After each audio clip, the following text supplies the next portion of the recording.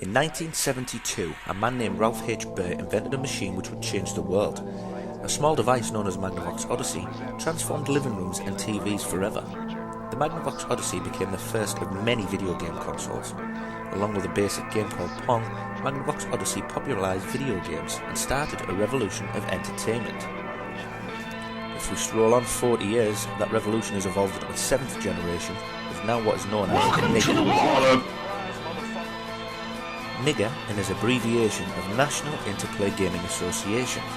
What started out as an idea to get friends and family to compete in group tournaments against one another soon became an internet franchise celebrated around the world. The person who started it all, Shaun L Robinson, now looks back to when the NIGA was created. What was the question?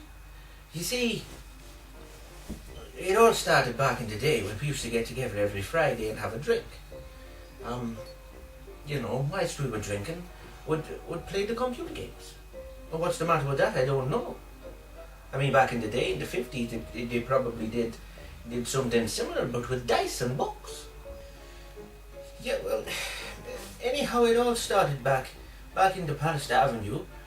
We used to go, like I say, every Friday, have a party, and we would drink, and one day was we were on the computer, we were having a drink, listening to the music, we were on the computer, and Dean came across after typing in, we were looking for football fixtures for the next day, and we came across a game called Dino Baggio Free Kicks, and it was Magical Free Kicks, I think it was called, and we played it, and then we used to just drink and take it from there. You know, I mean, we would play on it all night, we would try to beat each other's scores, and it would go on for a long time. I mean, it became part of the ritual playing on this Magical Free Kick game. It was in between dancing with kebabs and cuddling naked in the back. See, the problem arises as, like we tend to do everything, we kick the arse of it. I mean, we were going for 7 to 10 hours on this free kick game. We got obsessed, and the inevitable happened, and we got bored of it.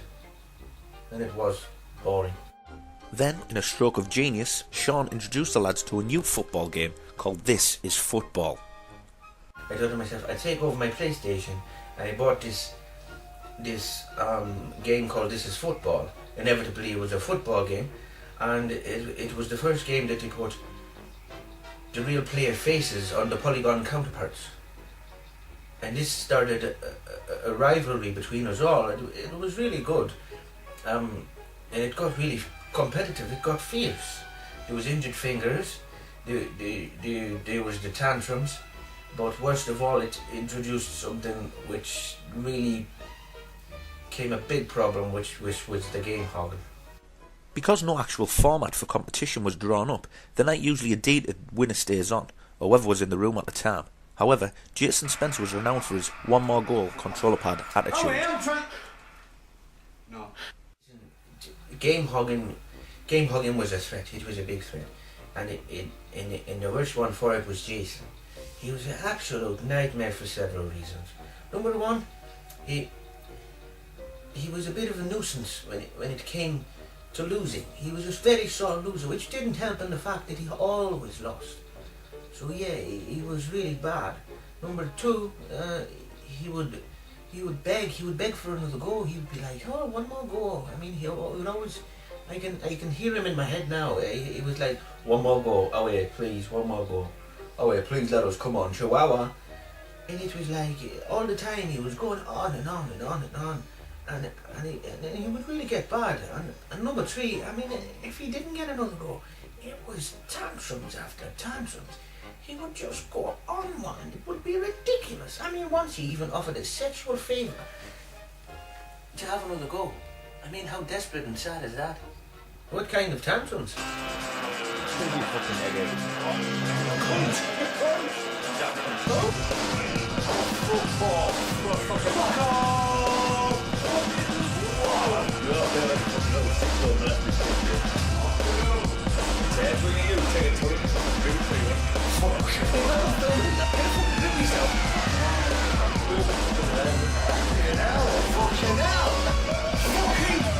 cocksucker!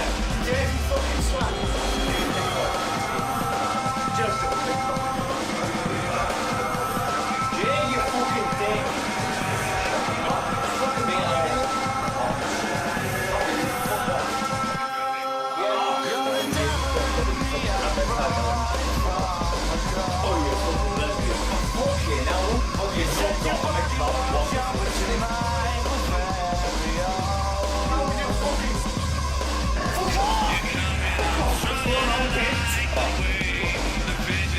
break, we will divulge deeper into the world of the NIGA and discover what prompted Shaun to create NIGA Day. All this and more when we come back to Chihuahua, the story of the Whollop.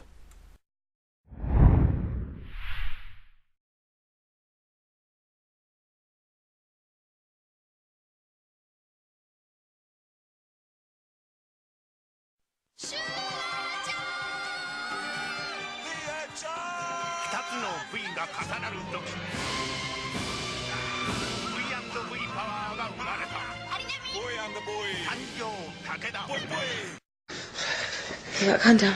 Don't need one. What? I shoot blanks. I'm infertile. Really? Yeah. What about diseases? No, can't get them. You can't get diseases. No, I'm immune. You're immune? How? I was immunised by an African medicine man. One of the best. What? Really? Crossed my heart and hope to die. Hang on, you're immune to all sexually transmitted diseases? No, all diseases, full stop. Hang on, you're not just saying all this to get out of wearing a condom? No. I would prefer it if you wore one. When I was born, a wizard put magic on my willy. If I put rubber on my penis, the whole world will blow up. That doesn't sound very likely. Have you seen Lord of the Rings? Yeah. It's a bit like that, except on my cock. I would prefer it if you used a condom. My balls are connected to a satellite. If I put a condom on, it'll muffle the signal. We're not having sex without a condom. Right. You got one? Yeah.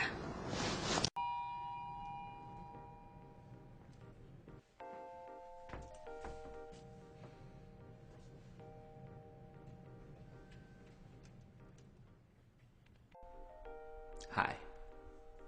Every 45 seconds, a black man enters an elevator, and some stupid white bitch clutches her purse for her dear life. Now, you might not think we notice, but we do. And while you think you're protecting yourself, in actuality, you're provoking a savage attack. The small step to the side, your subtle death grip on your belongings. It makes me want to snatch that fucking purse out of your hands and beat your racist ass to the ground. However, I'm not gonna do that. But I'll tell you what I will do. Boom!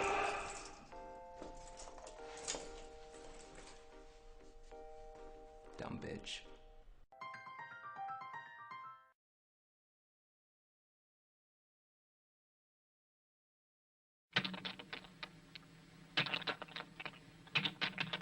The name of the game is Ball Buster.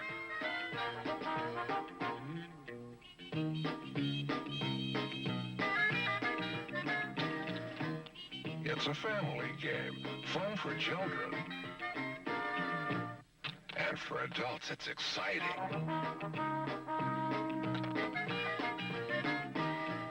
You make strategic offensive and defensive moves. Then try to bust your opponent's balls. It's as easy as checkers. But exacting like pool. You're a ball buster. Ball Buster, a great new game from NIGA.